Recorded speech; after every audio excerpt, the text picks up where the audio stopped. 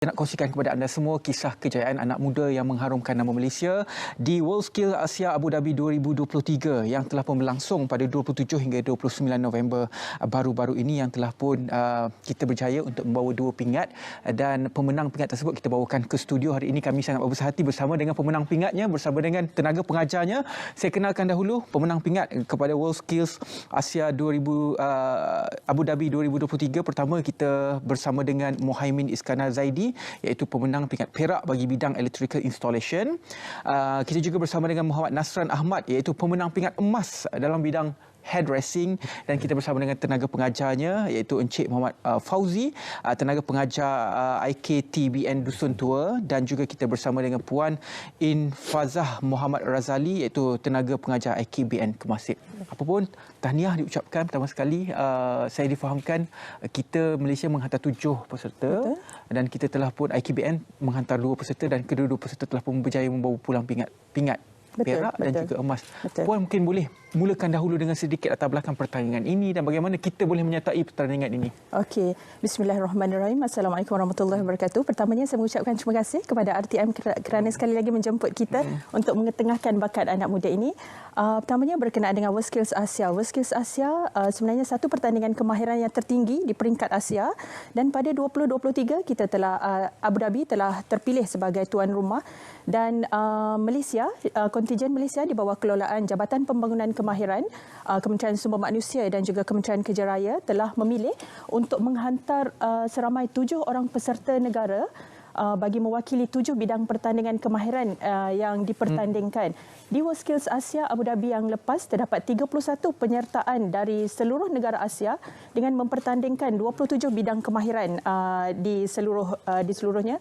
Dan alhamdulillah, dengan penyertaan 7 orang peserta bagi mewakili 7 bidang kemahiran yang dipertandingkan pada yang lepas, kita Malaysia telah berjaya membawa pulang 3 pingat, iaitu 1 pingat emas, 1 pingat perak dan 1 pingat gangsa, dan juga 2 Medallion of Excellence.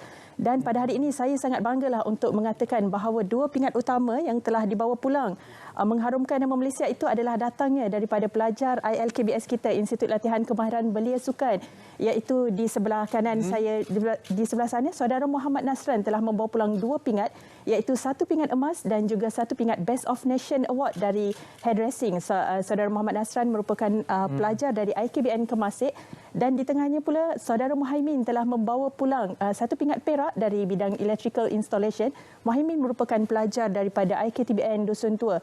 Sebelum terpilih ke WorldSkills Asia Abu Dhabi ini, sebenarnya kedua-dua peserta dan peserta yang lain telah melalui satu fasa yang agak panjanglah, training bersama pakar negara dan juga jurulatih negara di bawah kelolaan Jabatan Pembangunan Kemahiran dan juga Kementerian Kerja Raya. Dia telah melalui juga satu pertandingan WorldSkills ASEAN di peringkat international. ASEAN dulu, kita pergi ke ASEAN dan kemudian kita pergi ke Asia.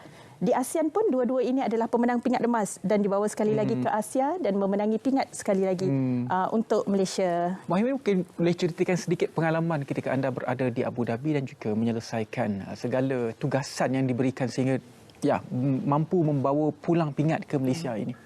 Silakan. Terima kasih. Pengalaman yang saya dapat itulah dapat melihat teknologi luar, negara luar, dapat melihat kepakaran peserta negara lain, dapat pergi ke negara orang. Muhaimin pada itu buat 7 modul kan? 7 modul boleh kongsi? 3 modul. Boleh kongsikan. Modul pertama mechanical, dan saya akan buat mechanical, wiring, semua pipe siap-siap. Dan modul kedua adalah programming. Programming kita akan buat dia punya function. Macam mana lampu tu nak jadi semua, sebab markah lebih banyak pada function. Jadi modul ketiga surprise task. Okay, Nasran pula bagaimana? Apa nak kongsikan pengalaman berada di sana? Apakah task yang diberikan kepada Nasran? Silakan Nasran. Saya diberi 7 modul. Modul A rambut.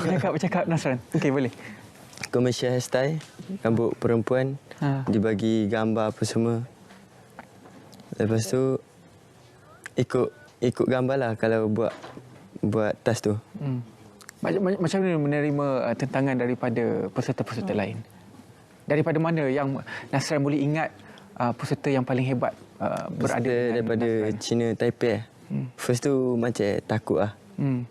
Macam takut berdepan dengan China Taipei sebab ramai kata China Taipei ni kuat. Betul. Dalam segi buat rambut. Okey. Cik Fauzi pula macam mana dalam melatih bakat-bakat baru seperti begini, seperti Muhaimin ini untuk dibawa ke peringkat antarabangsa? Sebenarnya kita sepatutnya berbangga lah.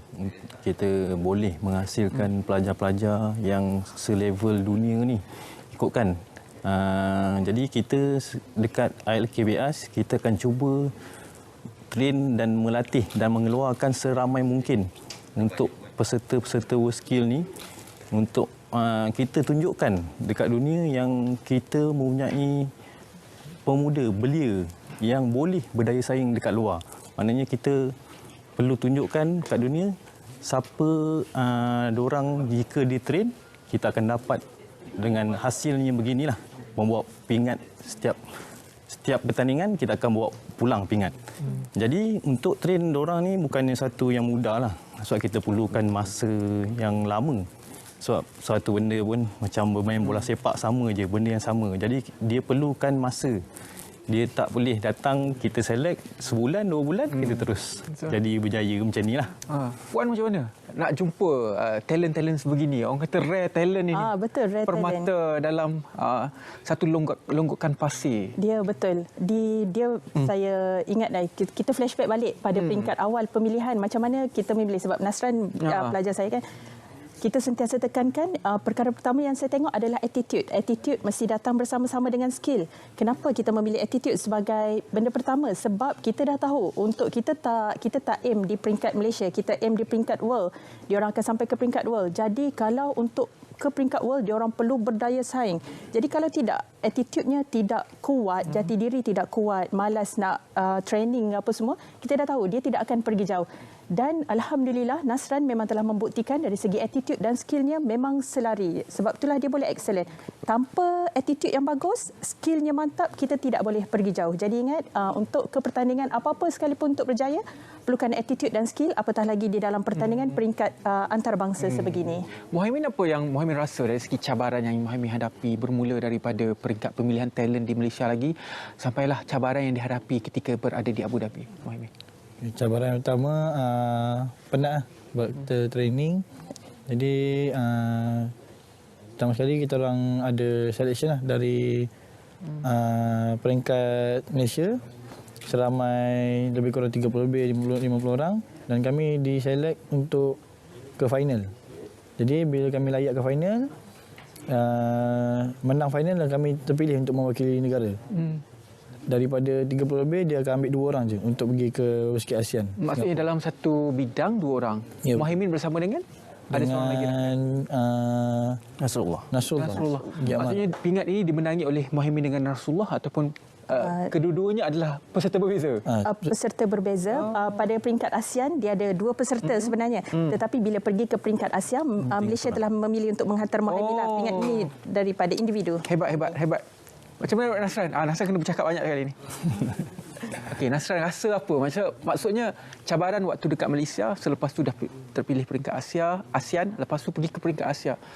Apa yang Nasran rasa macam susahnya waktu itu untuk kita tempuh? Tapi Alhamdulillah berjaya buat balik pingat. Time training lah. Time training. Training tu, kat Malaysia. Training tu letih-letih doa kata. Letih doa. Bangun pagi, maksudnya dia punya rejim training tu gimana? Pagi tu bangun dalam subuh, jogging apa semua, lepas tu balik, mandi siap, lepas tu masuk training, start dalam pukul 8. Sampai pukul? Sampai lah petang, kadang-kadang ada malam. 10 malam biasanya kan. Lepas tu masa dekat peringkat ASEAN pula, apa yang Muhaimin Nasran rasa waktu tu, cabaran dengan kompetitor negara lain, negara-negara ASEAN ni? Negara Asia. ASEAN. Ke tak ada? Muhaimin rasa Nasran rasa hebat rasa apa? First pergi Singapura tu. Singapura tu macam kita tak biasa lagi tempat bertanding ni, macam gapo semua. Macam takut lah. Itulah kalau cerita tentang hairdresser ni, betul, China, Taiwan antara yang kuat lah. Betul. Macam mana Nasran bawa identiti kita? Ya, Nasran orang Kelantan orang Kelantan, orang Pantai Timur, lagi kita orang Malaysia. Identiti itu dibawa ataupun memang Joe latihnya orang Cina terpaksa ikut dia orang punya trend? Ke mana? Dari segi identiti Nasran. Ya, Nasran ni boleh saya jelaskan. Boleh. Pensyarah dia lah. Satu kehebatan, satu dia punya kelebihan yang jarang, bukan jarang, yang sangat kualiti dia sangat tinggi adalah dia sangat confident sebenarnya. Mungkin kita nampak dari segi communication dia tidak ke depan sangat, tetapi daripada skill dia sangat mantap. Kalau boleh tengok dia bertanding, walaupun dengan dia selalu bercerita takut dengan Chinese Taipei, takut dengan Thailand apa semua, tapi bila di dalam gelanggang kalau boleh saksikan kehebatan Nasran, dia memang sangat macam effortless. Pergi tu bertanding tu memang sangat-sangat hebat sebab dia sangat kompeten dan telah menerima training daripada pakar negara dan jurulatih negara yang sangat hebatlah sebenarnya. Dia sangat confident. Nasran dekat Kedah ada buka bekerja dekat mana-mana hair salon? Tak ada lagi. Belum lagi. Learn ni saya fokus training dulu. Training dulu Nasran dalam persediaan untuk ke Lyon, Perancis tahun depan insya-Allah. Di peringkat hari itu di peringkat Asia, kali ini di peringkat world pula. Okey, saya pun tak pernah sampai ke Perancis. Okey, dalam bidang teknikal pula bagaimana? Itu dalam bidang seni rambut. Dalam bidang teknikal macam mana untuk kita membezakan seseorang itu mempunyai talent tersendiri, dia membawa skill tersendiri macam Muhaimin Okay, untuk teknikal ni sebenarnya teknikal macam electrical ni dia sebenarnya terlalu rumit untuk membuatnya. Jadi kita perlu orang yang pantas berfikir dan pantas bekerja. Kalau kita budak boleh berfikir kan, tapi kerjanya slow, jadi masalah juga untuk pertandingan. Sebab pertandingan kita ada masa 19 jam, 20 jam. Jadi kita perlu ada dua-dua. Nak dapatkan dua-dua tu sukar sebenarnya. Jadi contoh installation apa yang jadi antara tugas pada waktu itu? Tugas dia starting mula kita akan ikut layout yang diberikan. Jadi kita akan melukis dekat mana point dengan point. Jadi kita akan pasang barang tu. Contoh trunking, conduit, wire mesh dan kabel, dan kita akan install semua aksesori yang terdapat kat layout. Jadi bila kita dah install, kurang-kurangnya 2 hari baru siap. Bukannya dalam masa yang singkat kan, 2-3 jam. Macam dressing dia berbeza. Dia 2-3 jam dia dah habis modul dia. Kami tidak. Kami 19 jam. Jadi 3 hari baru siap hasilnya. Bukannya baru 2-3 part kita dah stop. Tak, bukan begitu. Jadi untuk yang betul-betul pure technical ni macam Muhaimin ni memang dia perlukan fizikal dan mental yang sungguh mantap lah. Kalau tidak susah untuk dapat keluar negara. Muhaimin kekhususannya dalam bidang apa? Air conditioning ke ataupun dalam bidang lain? Dalam bidang elektrikal apa? Dalam bidang pendawaian elektrik lah. Pendawaian elektrik lah. Ini boleh buka kontraktor ni. Bukan biasa-biasa. Nasran pula boleh buka hair salon sendiri Ini bakal dua usahawan LKBS ni insya-Allah. Macam mana puan melihat sekarang TVET kan, technical skill sebegini yang perlu kita angkat dan bawa. Kadang-kadang mungkinlah pada zaman saya kita tak terbuka sangat. Macam saya banyak kena belajar bersungguh-sungguh, masuk universiti jadi engineer. Betul. Tapi sekarang kita kena ubah TVET technical juga penting untuk negara. Betul. Kami di sini sebenarnya sebagai pengajar, sebagai pendokong TVET ni kita nak kenalkan kepada semua, dan kita berada pada hari ini pun sebab kita nak bagi tahu kepada semua bahawasanya TVET dan kemahiran ni memang benda yang sangat kita sering memandang duit kan, boleh mudah buat duit. TVET lah jika kita pandang something yang untuk mudah cari duit, menjadi pendapatan, TVET lah bidang terbaik. Saya bagi contoh Muhammad Nasran. Saya suka bawakan contoh yang sangat dekatlah dengan kita. Muhammad Nasran sendiri dia masuk belajar 3 bulan lebih kurang. 3 bulan kita ajar hair cutting apa semua, dan dengan memiliki hanya sepasang gunting dia dah boleh buat side income lah, kira job dekat asrama yang dia dah belajar. Dengan bermula dengan mengambil gunting rambut RM5, dan kemudian telah bila balik berkembang, ambil dari komuniti setempat pula, makin berkembang. Itu kecil. Itu satu benda yang kecil lah. Dan kita tengok bila Nasran sendiri telah menamatkan ASEAN, dan ASEAN ni sebenarnya dah ada job yang menunggu dia, dah ada industri yang menawarkan, mula menawarkan kerja. kita tengok bila kita excellent dalam TVET ni sebenarnya kita tak cari kerja, tetapi kerja yang mencari kita.